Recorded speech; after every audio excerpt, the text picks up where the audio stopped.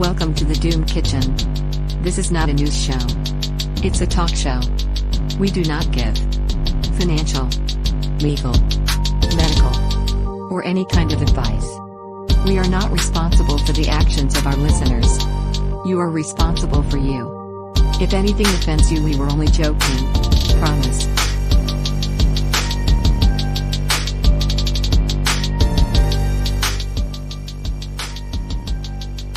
Welcome to the Doom Kitchen. Today, I am joined by one of my favorite podcasters, not my absolute favorite. Mr. Pete Quinones is here. We're going to talk about his Substack article about a week ago, talking about growing roots. So you've been going on about months now, I guess really since the beginning of the COVID tyranny, about getting into a small town, right?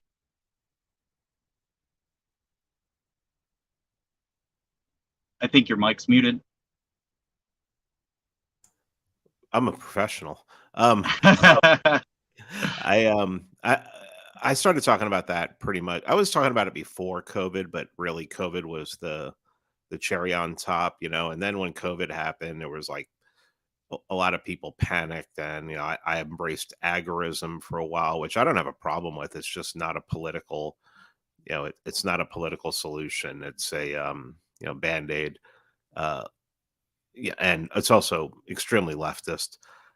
And also, I went back to the LP for a while, but I didn't see anything in that. So yeah, I mean, I just don't, as somebody who grew up in the capital of the world, quote unquote, New York City, and lived in Atlanta, which is considered the capital of the South, for 17 years, I will say that being in a large city, and especially through COVID,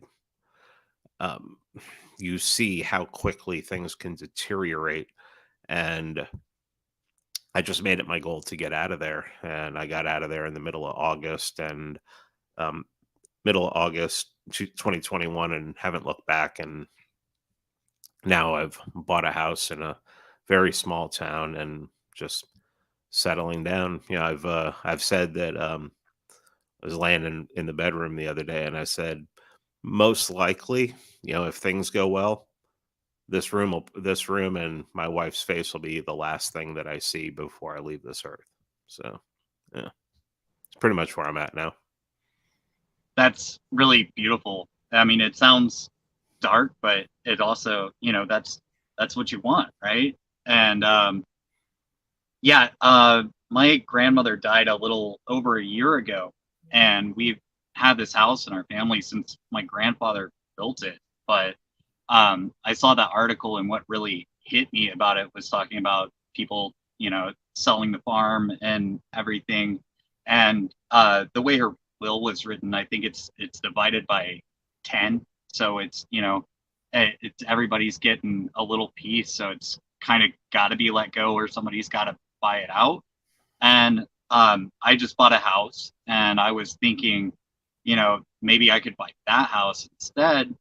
But there was going to be a huge problem, and that was getting my sister out of there. And now it's, so there's all these other complications that come with family. But, looking at my family history, going through, I've been studying ancestry lately. My mom gave me a really big scare at one point. She said that we had some goldsmiths in our family, and I was like, oh, I gotta find this. And so I freaked out a little bit, and I'm like, well, at least I'll have something to blame my bad qualities on. But they're not there, which is good. But yeah, I looked into it, and I'm thinking, my family's been in Texas since a lot of them since the 1800s, and we should have a farm by now. We should have massive land holdings and everything, but this is all we see. Yeah, and it really is part of the problem of past generations as well. it seemed like it got to a certain time, especially I would say post World War One, Great Depression time, where people just a lot of people. I mean, as soon as you say people, somebody's gonna be, hey, I still live on the land that my you know my family settled, 4 centuries ago. Okay, that's great. But that's not the norm. And if you're having a problem, if you can't keep the ancestral homeland because one of your siblings wants to sell it off, then that's also a problem of the people who raised you and the people who raised them, because they should have been raised with the idea that this is who we are. This is, for lack of a better term, blood and soil. This is where our blood is. This is the soil that we've been on. We founded this.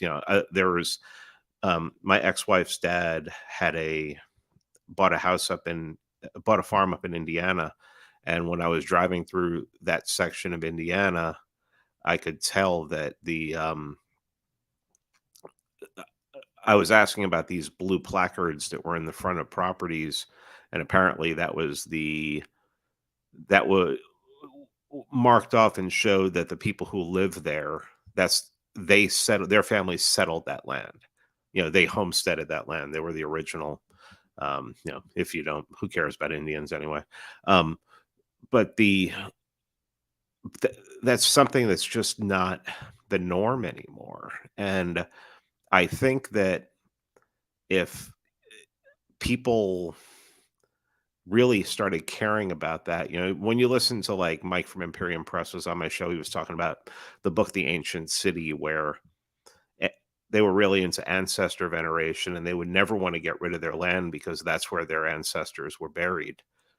You just don't see that anymore. And I think it really just goes to show that rootlessness, the idea that where you live, where you were born, where your family, where your mother was born, where your grandfather, where they're born and buried.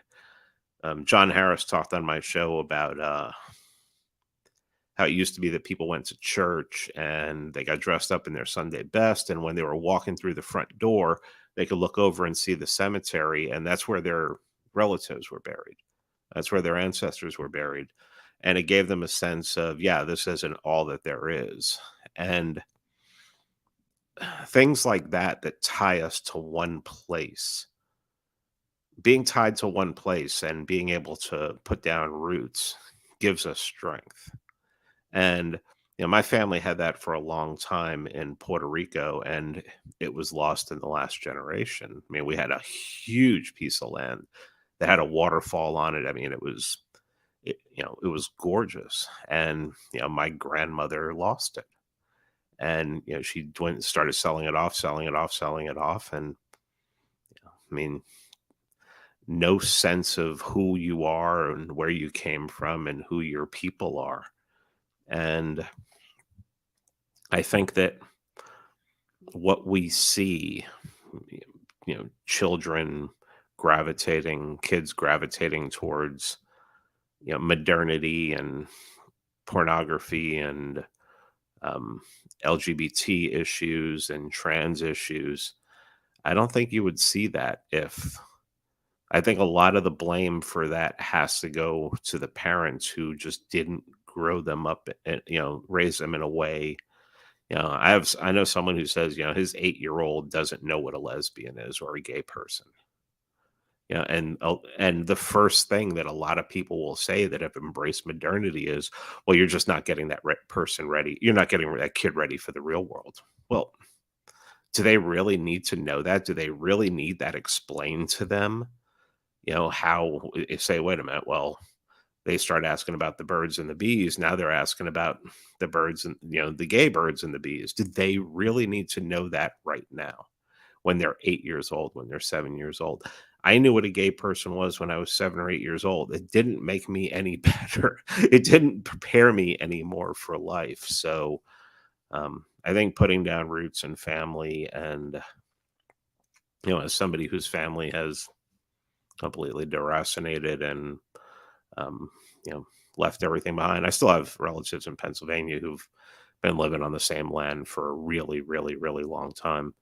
1800s, but I mean, for the most part, there is not that. That's more of a convenience thing than it is a pride thing or a heritage thing. Yeah, one of my best friends lost both of his grandparents within the last couple of years, and now it all the farm, and it was a massive farm, had been in their family for a very long time. They even had the deed from whenever Texas was part of Mexico, and and his dad just couldn't upkeep a farm, and so he moved to the suburbs, and I think that's a really bad strategy because of what's coming. But I don't know if he sees it the same way. I know he listens sometimes, so you know uh shout out to Nick's dad. But it's I guess that's the house and the suburbs can stay in the family, but at the same time, it's not the same. It's not the same as this massive, beautiful forest and the farmland and the ag and everything like that.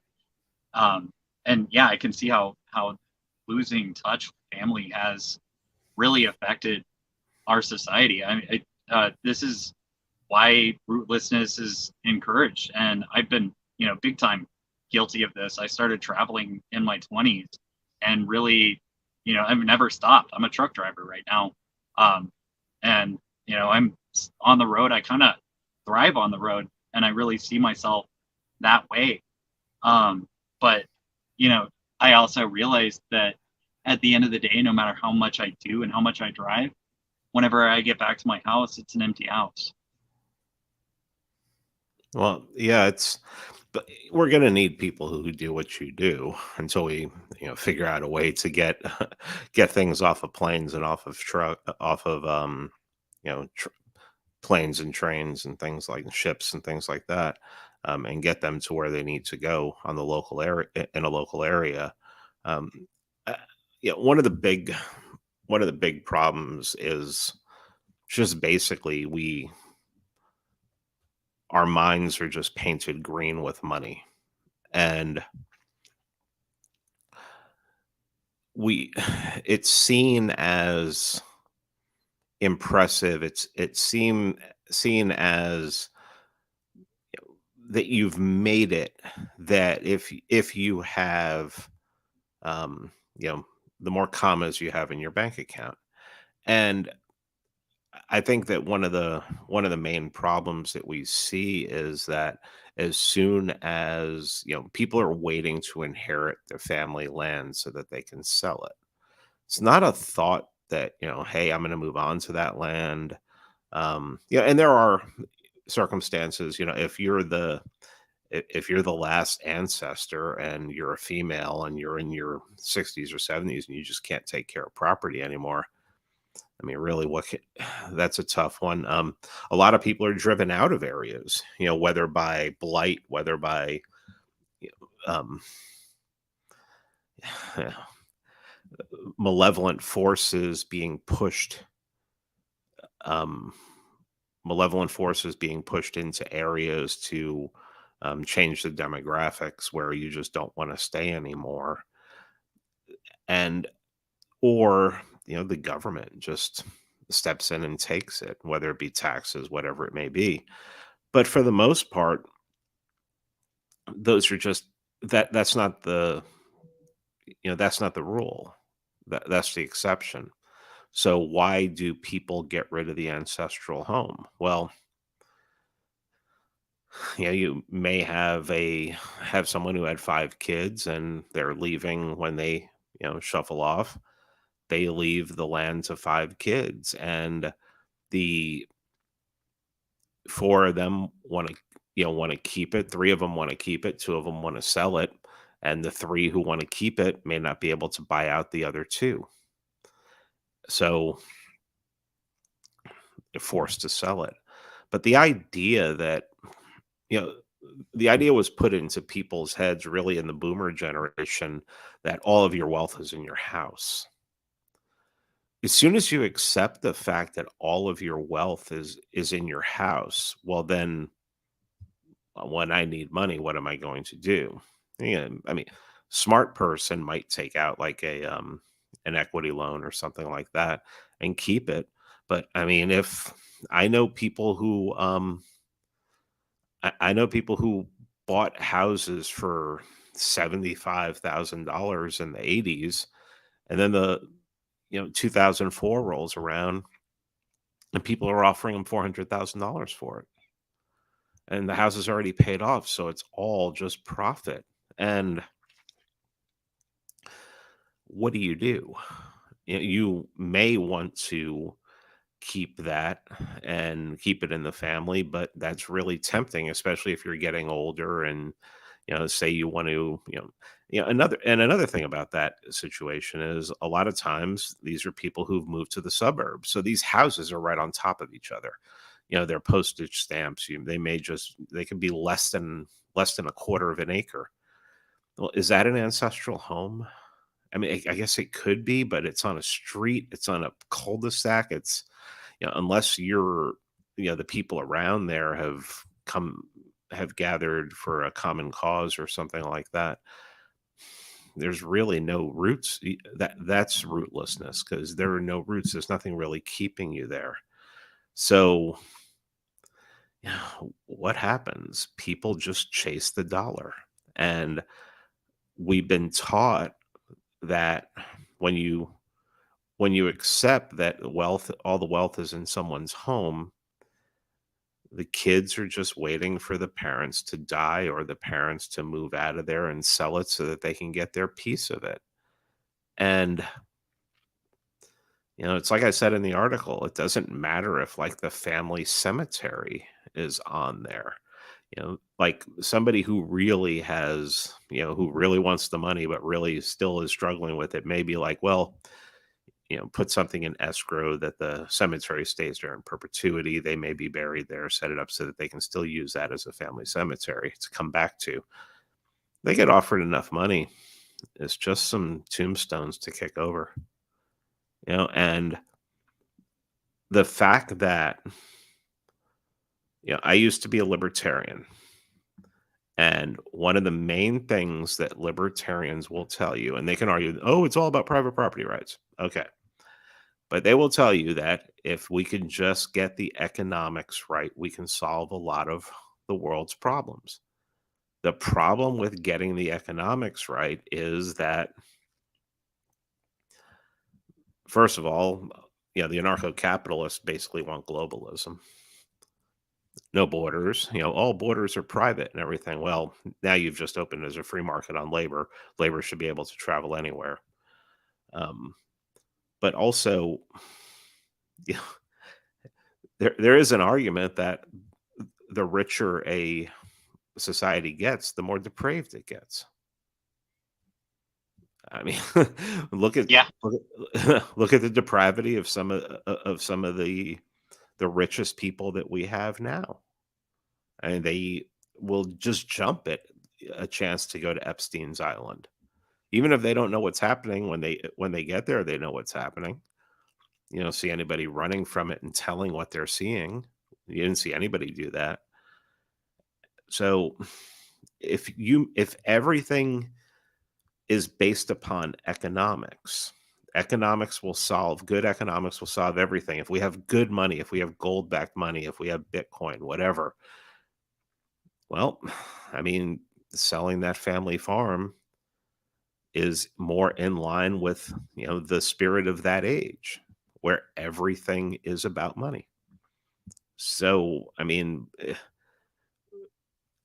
I have a hard time believing that if you want a society based upon good economics and, free markets and things like that, that's actually going to help to make,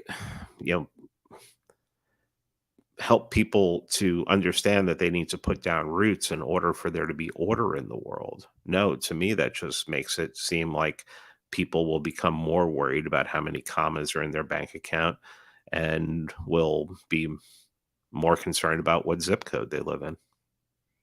So this all seems like a side effect of materialism, and whether it be the capitalist or the communist side of it, but the materialism is basically encroached on one of the things that ties us to our humanity, and that's our family.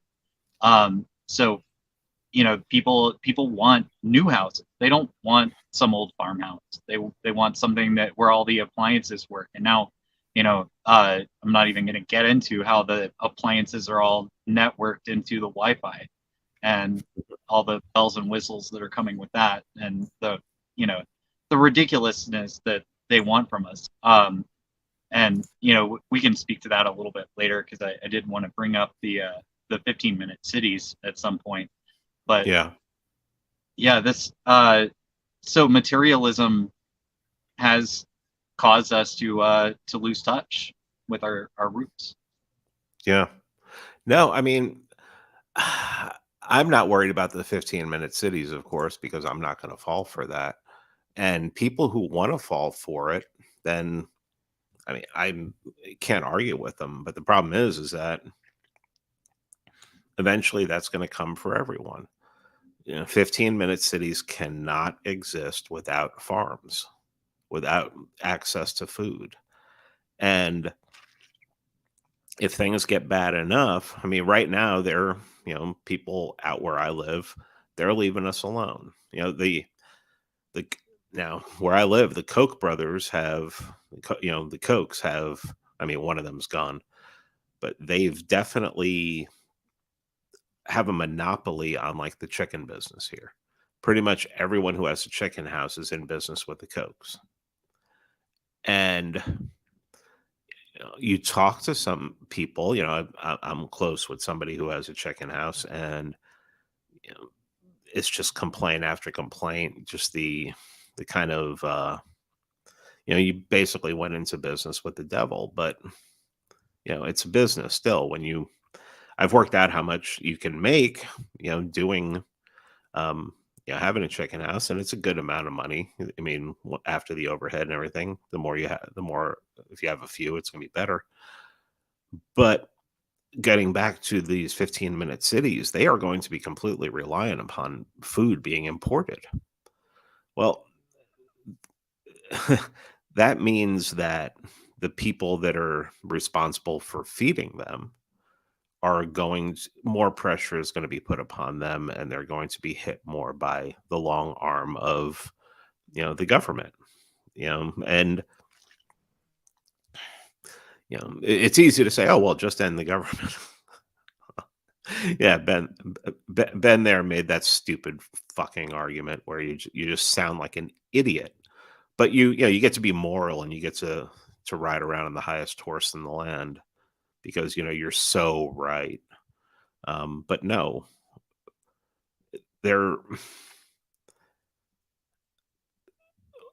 when you decide that the economy is what is most important, well, they made that decision a long time ago, and look where we are now. And we're basically, I mean, I would say, from conversations I've had with people, serious conversations, not hyperbolic, we're well into the Weimar stage.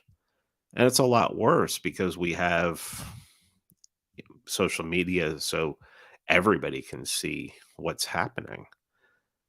Now, some could argue that that's, at least we have social media, at least we have the internet, where more people can see it and more people will have a reaction to it.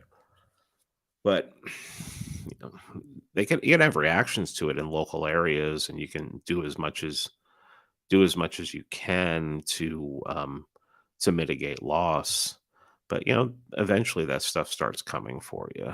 And I mean, I don't want to sound like I think that everything's lost, but I mean, things are really bad right now, and I don't think most people understand just how bad how bad off we are, because of how ruined the culture is. And I know a lot of people are like, well, I mean, they're right now they're putting up with transgender kids, but they're not going to put up with like pedophilia. It's like, do you remember 3 years ago when people put up with being locked in their homes, and then a year later they put up with being forced into putting shots in their arms so that they could keep their jobs or go to the bar, go to the local pub or something. I mean, people are malleable, and people just want comfort. And people who just want comfort and want somebody else to provide it for them, those are dangerous people, because I mean, the real danger in them is the fact that they won't put up any resistance. So, what do? If you take care of yourself first, that's the most important thing. Put down roots and really concentrate on building up a good local support system, and maybe have an archipelago type of support system as well. And then you look at, if you realize that politics isn't going to change itself, then these people are not going to. I mean, maybe they can do things to get them to weaken themselves, and that's probably coming. But something's either going to have to replace it, or something's going to have to go in and change it. And it's not going to be the public who's going to do it. It's going to be, for lack of a better term, a vanguard. So that's that's another thing that you have to, if you really want change. Because I was going back and forth with someone on Twitter yesterday who was like, well, this government can collapse very easily, and then they'll just adopt. No, they're not going to adopt your free market and Capistan bullshit. They're going to go with the person who offers them safety. That's it, 100%. They're not going to, yeah, they're not going to want to know about, well, now I'm going to have to learn about this Bitcoin thing. No, they're not. They want to know where the next currency comes so that they can go buy eggs. That's it. And if you're someone like me, you know where the eggs come from. You call your buddy and you go, hey, can I get a slat of 30 eggs? And he comes over and he gives them to you. And you do something in return, whether, whatever it may be. But yeah, I mean, you're just, it's not, it's another thing. A lot of people just don't know how to do things anymore. Yeah, you mentioned agorism at the beginning of the show, and I've said this a couple of times that we're gonna get agorism, and it's gonna suck. Oh yeah.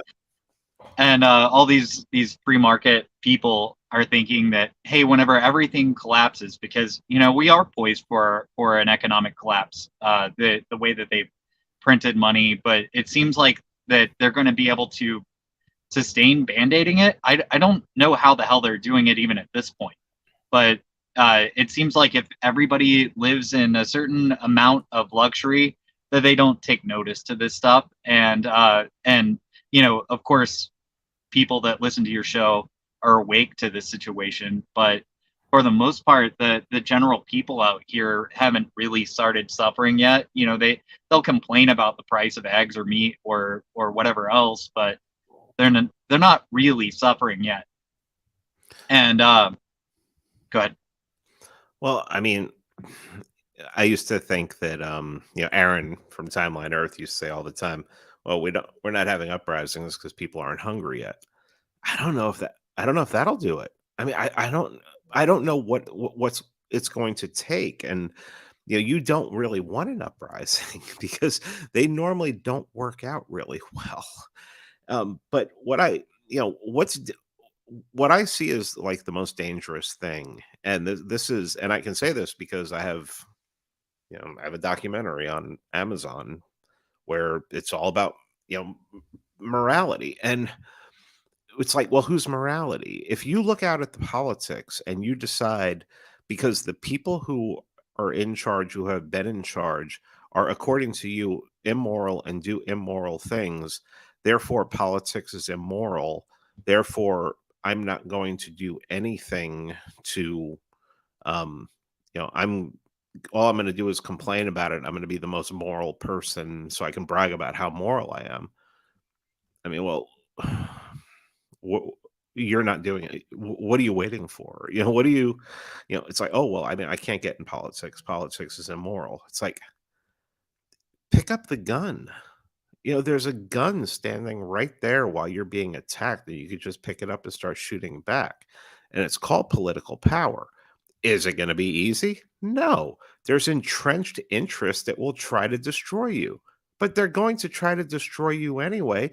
And if you have kids, if they don't destroy you, they're going to try to destroy your kids if you have kids, and on and on and on and on. So what the hell are you? I mean, I'm glad that you're right about everything. You're right about the economy. You're right about political power. You're right about how immoral this all is. Now go fuck yourselves, okay? Because you're not doing shit. You're not even doing stuff for yourself. Most of the people who are doing this don't even have, like, I mean, they don't own a home. They don't, I mean, they complain. I mean, there were people who freaking went to the libertarian convention in 2022 to do the huge takeover, and then came home and had to do GoFundMe's to pay their rent. And it's like, what'd you get out of that trip? And the people who like were in charge of that whole thing, uh, they pushed you to go, didn't they?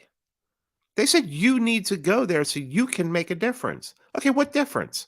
You believe power is immoral. You believe using political force or violence is immoral. That's all this government knows. So what did you do? You went and hung out, and and I'm not going to make fun of hanging out and getting drunk, because then I'd really be a hypocrite. But you just went and you did nothing. You did nothing. You could have taken that money, and I mean, I know people who spent $3,000-$4,000 to go to go there. But And it's a down you payment on a house. I you mean, saved me if you're from it. what? You saved me from it. So I had a ticket. I was, I could afford it though.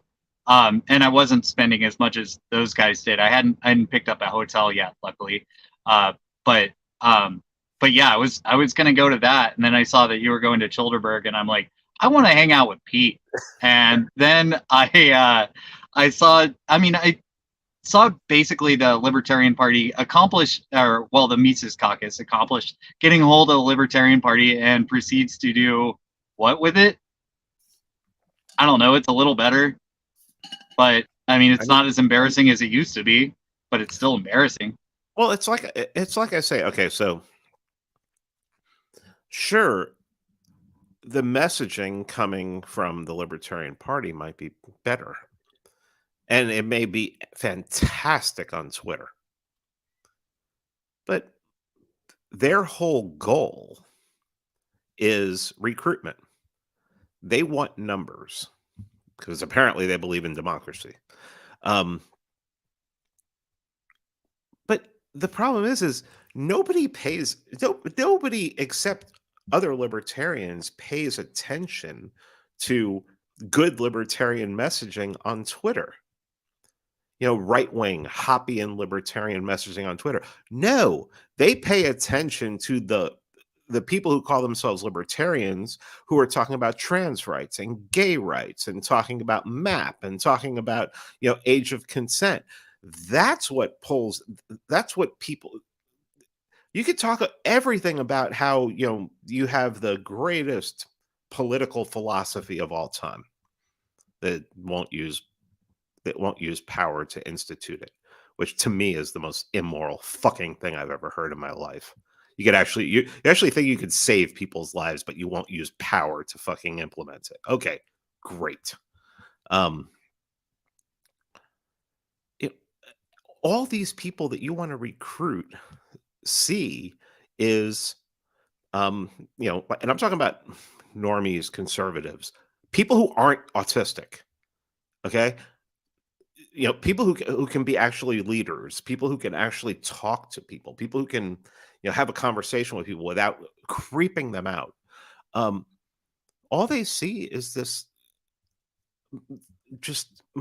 monstrosity, the Chase Olivers of the world who just are talking about gay rights and all. I mean, okay, how is that different than progressivism? And you won't kick them out of the party. I mean, isn't that the whole? I mean, the GOP. If you have look what they did to Ron Paul.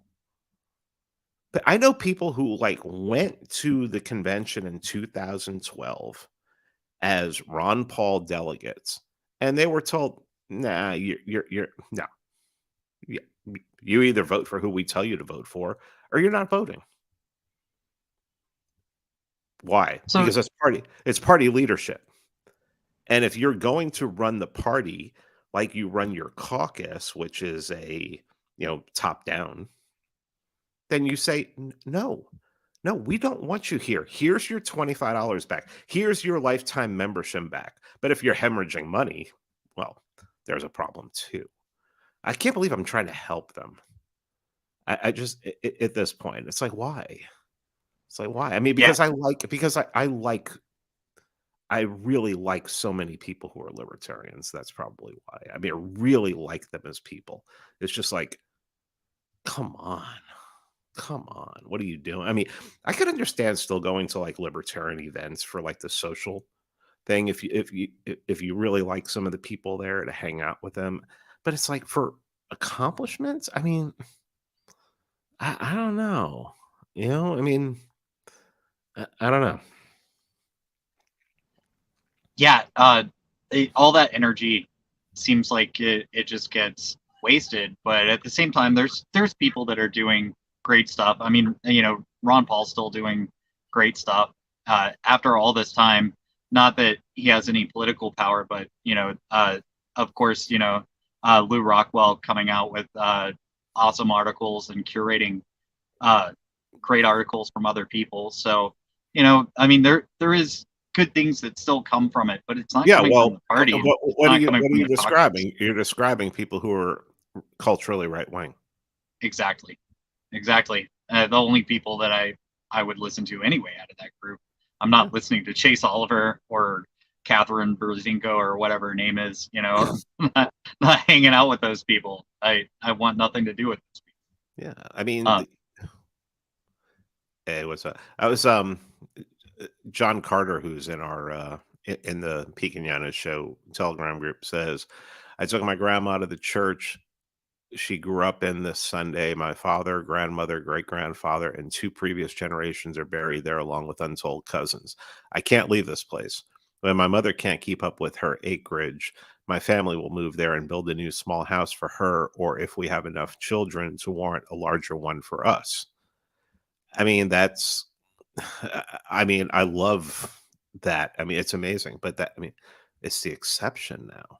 And that's a sad part. People, they think they've been sold this thing that you you go to college, you go to school, and then you get this amazing job. Well, where are the maybe it's a little easier now because there's a lot more work you can do from home online. But when it comes right down to it, most people have to move to a city or move near a city, and they get caught there. That's where they're going to spend the rest of their lives unless they really get it in their head, hey, I need to go home. I need to go back to where I'm from. And it's a trap. And I don't know how to, maybe like a something that's a real tragedy, like a real downfall of the economy or something, will cause that to happen, but also a lot of people are going to get hurt. And it's mind-boggling to me that people concentrate more and care more about their alleged morality surrounding politics, and this concrete like religious belief they have that economics will solve everything. And and it's not only libertarians, it's conservatives too. Conservatives have bought, that's why I can't, when Orrin McIntyre says that conservatives have bought into libertarianism, and then Dave pipes up and goes, "What are you talking about?" No, they're not like quoting Mises.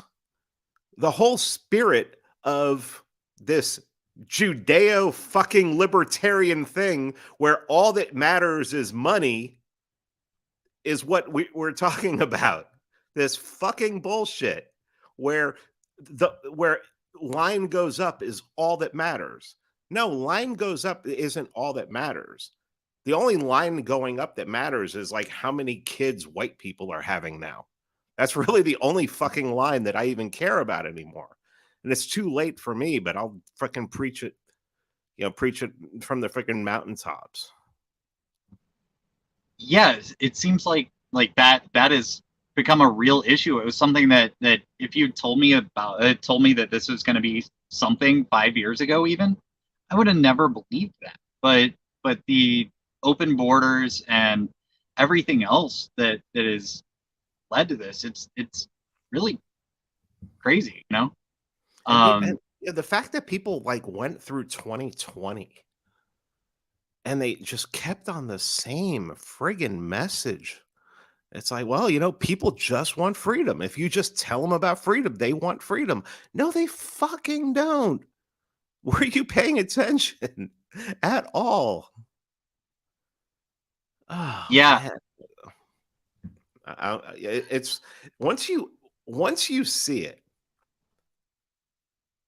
it's you realize, and I think the problem is there's this cognitive dissonance where people are like, "Oh man, I should have realized I can't embrace this now. I can't look at quote unquote capitalism as the friggin' as the weapon against society that it can actually be, the weapon against culture that it can actually be."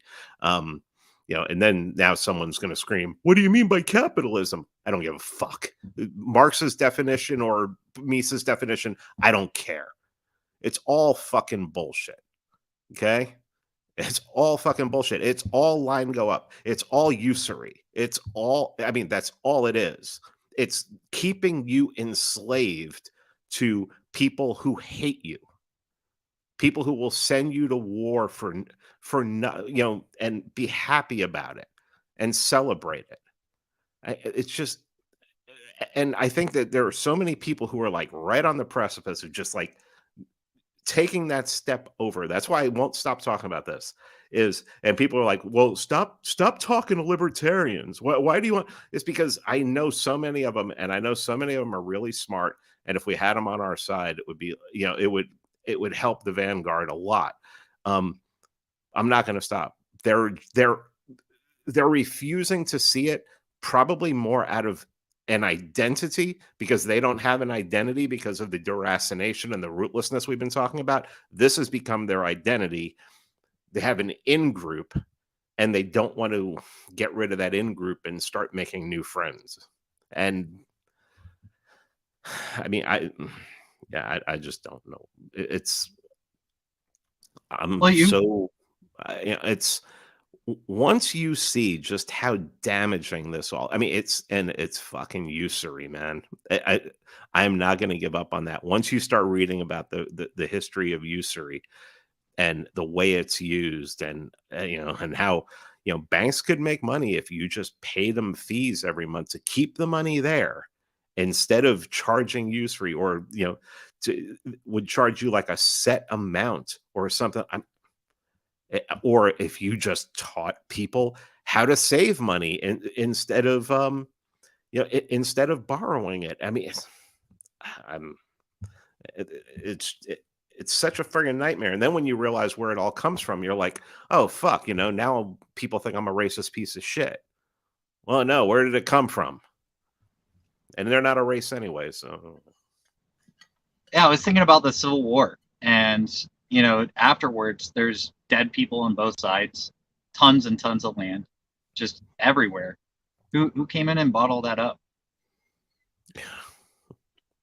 Well, they were basically, from everything I've like, I mean, it was like they gave it to the banks, or and well, I mean, if you want to know who owns your house, just find out who gets to sell it if you default on it. It's a county.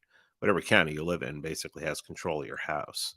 But I mean, the bank, if you still have a loan on it, the bank owns it until you pay it off, and then as soon as you pay it off, you're still paying taxes on it. So then I guess it goes over to the county. How did that happen? What happened to homesteading? It's just, yeah, you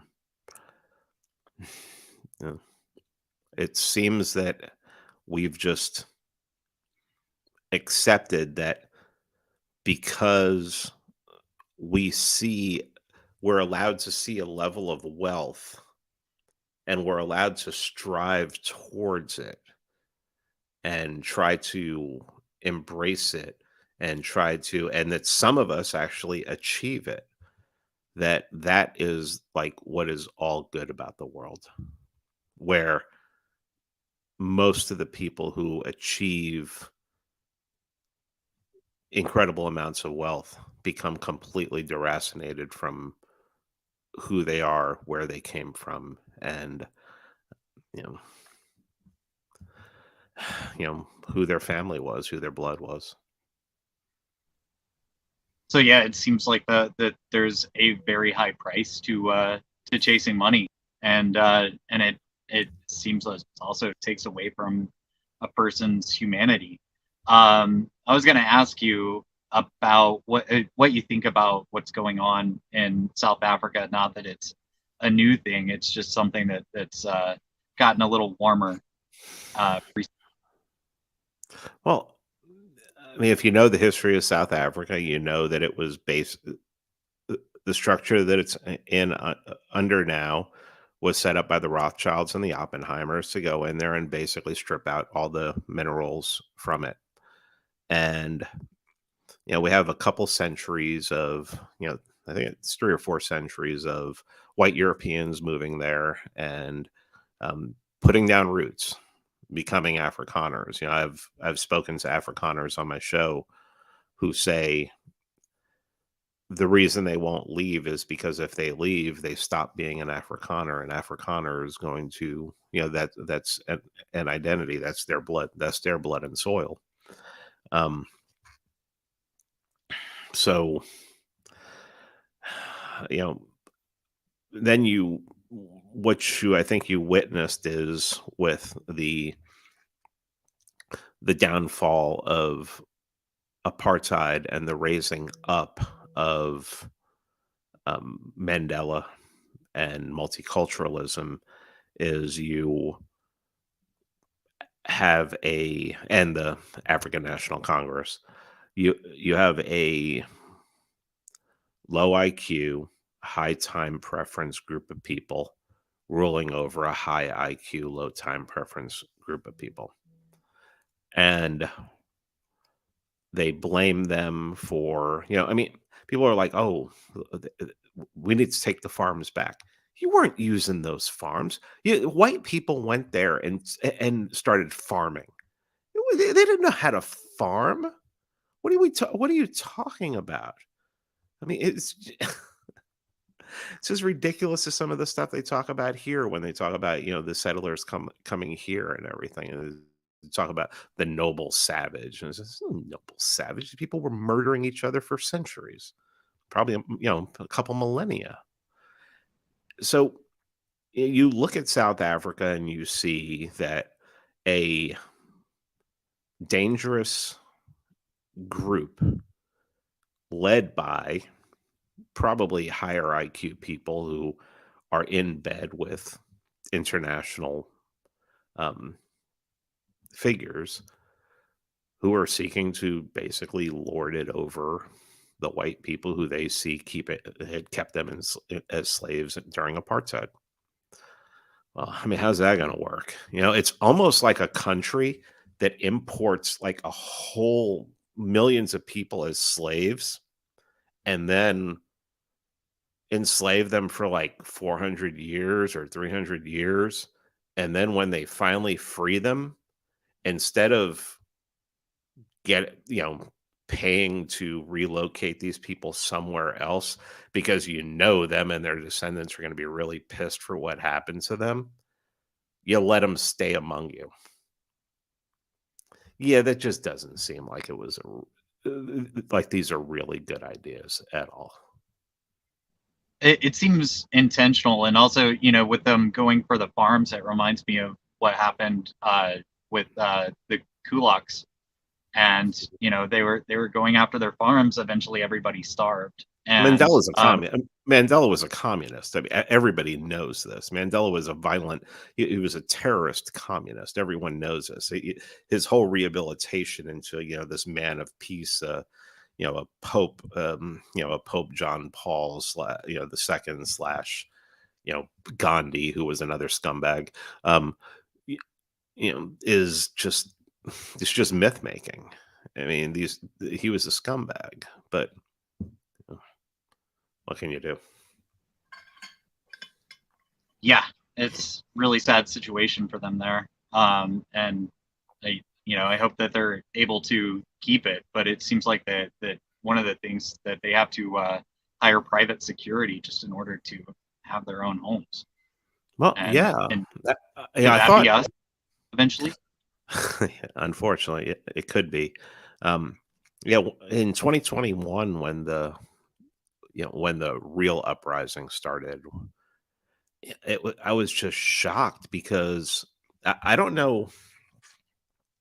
I think we'd have to get class consciousness here for that to happen, because it really seemed like when you were looking at the video footage. I mean, obviously the people who were looting and murdering and destroying were black.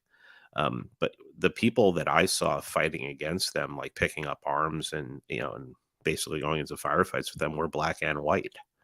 So it seems like there's a real class issue there as well. But yeah, I mean, I don't know. That's anecdotal, and Thomas says life is anecdotal, but the I don't know exactly how many you know South Africans are actually being targeted by the ANC and their apparatchiks as well. But yeah, I mean, it just doesn't. If you're if a people has been oppressed and they're violent by nature, they're violent by nature, and you're all of a sudden you free them and that you're going to keep them around. It's just a really bad recipe. I mean, it's there was a reason why even after the war ended in Germany, they for the next couple of years just absolutely did everything they could to keep punishing the German population to the point where they just became docile. They're And still doing it. yeah, I mean, the Nord Stream pipeline going down in a way is a continuation of that. yeah. Well, I mean, they want to destroy these countries that, I mean, look what they're doing. I mean, Russia is just another example of that, where these people have punished us, done stuff to us in the past, so now that we have some power, we need to do stuff back to them. We need to make them pay and kill as many as possible, and Ukrainians too, as well. They have no problem setting up a war where Christians are killing Christians. I mean, I'm sure that makes them squirt, because wow, we actually got them to kill each other. Amazing. But yeah, I mean, it all goes back to the fact that if people just had roots and put them down wherever they are in the world, and that was something that was promoted and talked about and seen as a positive, instead of chasing international and globalist riches and things like that. And I'm really not against. I'm not like, I don't hate rich people. I'm not jealous of rich people. I think there are rich people who do things with their money that I would put them in a camp and I would take their money away from them, because what they do is basically destroying culture and destroying the West, and the world, potentially. But I have no problem really with people making money. The problem I have is it seems that hist when the most peaceful people in history and the most content people in history are people who live amongst their own and have a sense of family and have a sense of who they are and where they came from. And really, the when you see that go to hell, it's because a foreign influence has come in and basically taken over.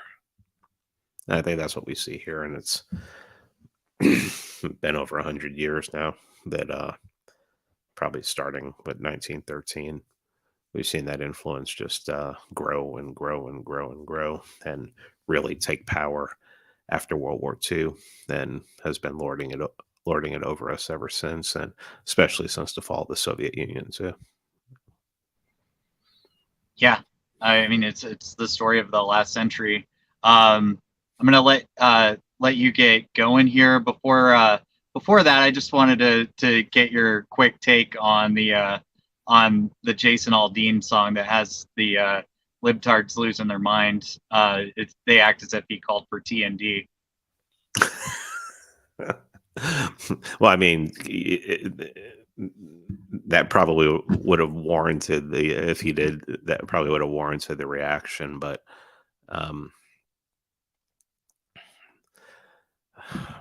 what is a small town? If you have a small town where there's low crime and there's cohesion, a lot of that town goes to church together. A lot of that town knows each other. A lot of that town's family have known each other forever. You have people living next to each other. The town I live in, probably the most the family that everyone knows their name, and you can go down to the war memorial in the county seat of the county we're in and see their name as see that last name as people who died in not only the First World War but also the war between the states. So are people going to try that around here? It'd be really bad. It'd be a really bad idea. Now, coming out with that song and the way the video was basically made and everything, they were just asking. He was asking for a reaction. I mean, we know that the left is irrational. We know that these people, I don't even know to call them the left, progressives, whatever you want to call them. I think progressive really is on the mark when it comes to these people. But the how they're going to react to any little slight against their their pets. And basically they see it as a slight against their street soldiers, their army, and their army that they consider to be pets. So yeah, I mean, it's a great message, because once you live in a small town or spend time in a small town for any period of time, and this isn't the first small town I've lived in, but it's the first small town I plan on staying in, and probably and almost certainly dying in, then you that's not going it's going to take a real breakdown in society in order for people like that to come to this town and start causing problems. And there's been like 3 shootings in this town in like the last 4 years, and it's the usual suspect shooting the usual suspect. So, yeah. Yeah, I think it's amazing that it's so high on the charts, just because it's not a very well done song, but the sentiment, I think, is what's pouring over to people, and I think that that just shows that people are receptive to the idea of. Well, yeah, I hope that they can that people can look at that, and I hope that inspires some people to like look at small towns, good people. You know, there's a town we were looking at moving to that I really liked because there was a lot of nice houses there, and there was a couple businesses that I really liked. But I also got the idea that there was a chance that that was one of those towns that one of those small towns that progressives might discover and want to move to. And it's like, where I live now, progressives are not going to move here. It's just, I mean, there's nothing for them to do in the first place. I mean, we have to drive a half hour if we want to go to like a box store or something like that. Drive a half hour, 35 minutes. Which I know there are people who are going, well, I have to drive 2 hours. Yeah, it's not a contest, okay, or maybe it is. I don't care. Hit me up in DMs and we can yell at each other about it. But yeah, I mean, restaurants around here aren't open on Sunday because it's a dry county on Sunday. You can't even sell it in a restaurant. So why would you even bother being open? You know, so um, I hope that people who share the values that we cherish so much would look at a song like that and be inspired to be like, it's time. Let's get the hell out. And everything. So and I don't even care that it would push up my property values. I'd be happy if my property values dropped if just the right people moved around, moved in and, who shared values and everything. But listen, it's not property values aren't going to really go up or down around here. And just about everybody around us just absolutely is on the same page when it comes to um, the things that are important. So, not everything, not everything that I've mentioned here they're on the same page about, but you would be surprised. Some of the people around here have started listening to my podcast, and I'm not getting any complaints about certain subjects that are touchy. And when you know have a when you're in a town full of evangelicals, you might even expect that. That's great. The way that I selected my small town, I went to the bar and I saw that the women left their purses on the bar whenever they got up to dance. And I'm thinking, okay, well, this must be a safe place. Yeah, I hardly knew anything, and it turns out that I had family ties in the area, which is really cool that's as well. awesome. Oh, that's awesome. But I'm gonna let you do plugs, and we'll wrap her up. Pete Quinones show, PeteSubstack.com, and yeah, I might actually be going. I am going to a conference this weekend, but it's the first conference I'm going to go to in a while. I don't really trying not to go to conferences anymore, but yeah, I won't even mention what the name of the conference is. This might get taken off of YouTube if I do. Okay. Well, thanks for joining me, Pete. I really appreciate you. And talk to you a little bit after the show. Yeah, man. Thank you. Cheers.